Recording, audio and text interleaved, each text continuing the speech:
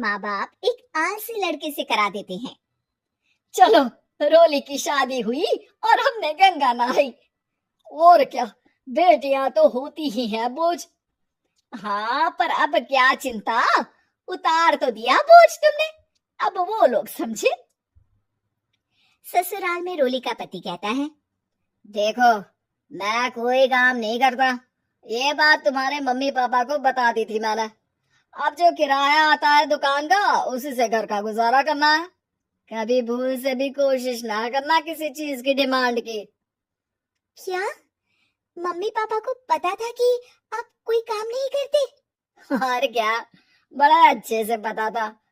उन लोगों को तो तुम बोझ लगती थी, बोल रहे थे कि बस शादी कर लो और कोई मतलब नहीं है। रोली को ये सुनकर बहुत गुस्सा आता है, लेकिन करती भी तो क्या, क्योंकि वो जानती थी कि उसके माता पिता ऐसे ही हैं। जैसे तैसे रोली दिन काट रही थी। रोली को एक प्यारी सी बेटी होती है। धीरे धीरे वो बड़ी होती है और उसके साथ उसकी जरूरतें भी बढ़ती जाती है। सुनिए जी, अब तो सिमी बड़ी हो रही है, उसका स्कूल में दाखिला कराना है। मैंने अब तक तो जैसे तैसे समय काट लिया, लेकिन मैं बच्ची की परवरिश में कोई कमी नहीं रखूंगी। अरे क्या है यार, अब तो लगता है कोई ना कोई काम ढूंढना ही पड़ेगा। अब पति रोज काम की तलाश में जाता और बिना किसी काम के वापस आ जाता। रोली समझ जाती है कि पति के अंदर अब काम करने की क्षमता नहीं है। वो बेटी को उच्च शिक्षा देने के लिए कुछ करना चाहती थी, लेकिन करती तो क्या करती। एक दिन रोली की सहेली कहती है, रोली, मेरी कोई औलाद नहीं है। अगर तू मेरी औलाद को जन्म दे तो मैं तुझे तेरे मुंह मांगे पैसे दूंगी। अरे, तेरी औलाद को मैं कैसे जन्म दे सकती हूँ? सरोगेसी से। बच्चा मेरा और वैभव का ही होगा, लेकिन कोख तेरी होगी। ये संभव है रोली। रोली कुछ सोचकर कहती है, मुझे मंजूर है, लेकिन मैं इसका 2 लाख रुपया लूंगी। अरे कोई बात नहीं, मुझे मंजूर है। रोली खुश हो जाती है कि एक बच्चा पैदा करने का उसे 2 लाख रुपया मिलेगा। वो घर आकर पति को बताती है, वो भी खुश हो जाता है। अब क्या था, डॉक्टर के पास जाकर सहेली का बच्चा रोली की कोख में पलने लगता है। मुझे 20,000 चाहिए मेरी बेटी के एडमिशन के लिए। हाँ हाँ ठीक है, मैं उसके एडमिशन से लेकर सारे खर्चे उसके अकाउंट में डाल रही हूँ। रोली की बेटी का एडमिशन हो जाता है। रोली को लगता है कि वो अब सब कुछ ठीक कर देगी। दिन और महीने आगे बढ़ते हैं। अब एक दिन, एक बात कहूँ जी, काश इस बच्चे को मैं रख पाती। मैं अब इससे काफी जुड़ गई हूँ। अरे यार, पता नहीं किसका बच्चा है, अपने पास है ना अपनी मुन्नी। हाँ, लेकिन अब मैं भी इस बच्चे से जुड़ाव फील करने लगी हूँ, लेकिन मैं ये जानती हूँ कि ये मेरा बच्चा नहीं है। दोनों की जिंदगी ठीक चल रही थी, लेकिन कहते ना कि सुख का पल ज्यादा लंबा नहीं होता। एक दिन रोली की सहेली का फोन आता है। रोली, मुझे अब ये बच्चा नहीं चाहिए, मैं अपने पति को छोड़ रही हूँ।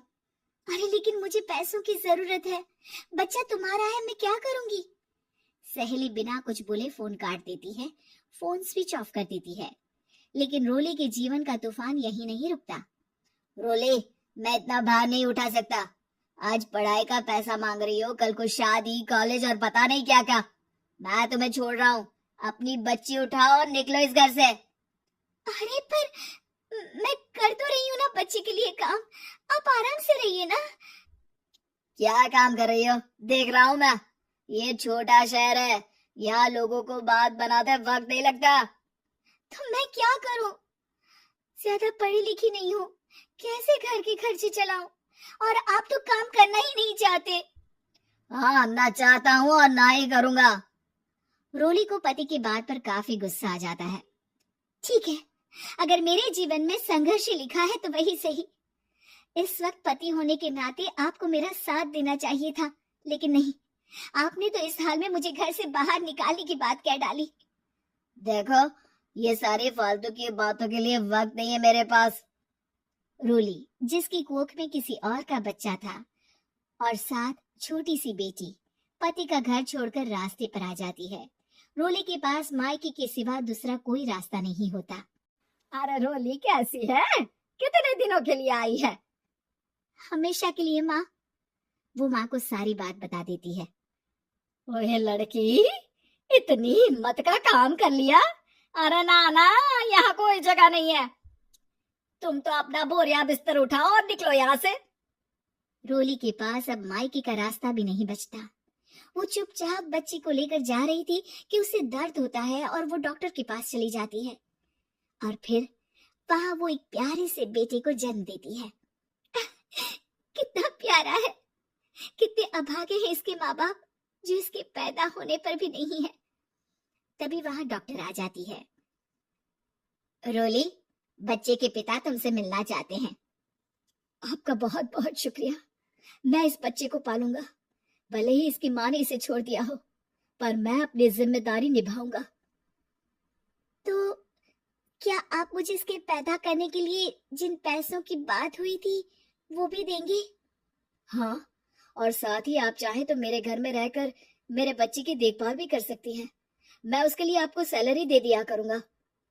रोली को लगता है कि जैसे भगवान ने उसके लिए सुकून का रास्ता खोल दिया। वो अब मुकेश के साथ उसके घर चली जाती है, जहाँ रहकर वो उस बच्चे की देखरेख करती है। अब मुकेश के घर को रोली अच्छे से संभाल लेती है। उसके लिए खाना बनाने से लेकर बच्चों की देखभाल और घर की देखरेख। धीरे धीरे मुकेश को रोली से प्यार हो जाता है। रोली, तुम्हारी बेटी और मेरा बेटा बिल्कुल भाई बहन की तरह साथ रहते हैं। हाँ, आखिर है तो एक ही कोख के बच्चे, अटैचमेंट तो होगा ही ना।